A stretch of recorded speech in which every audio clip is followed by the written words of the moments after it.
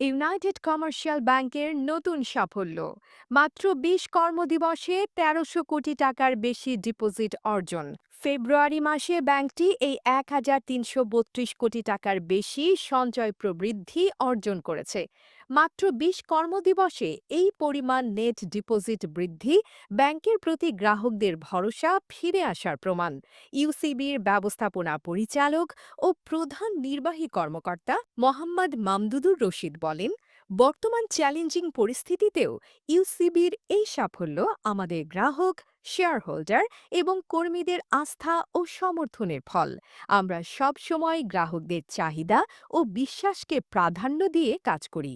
তিনি আরও যোগ করেন, এই সাফল্য শুধু ইউসিবির জন্য নয়, এটি পুরো ব্যাংকিং খাতের জন্য একটি ইতিবাচক বার্তা বয়ে আনে। সততা, স্বচ্ছতা এবং উদ্ভাবনী চিন্তার মাধ্যমে যে কোনো সংকট মোকাবেলা সম্ভব।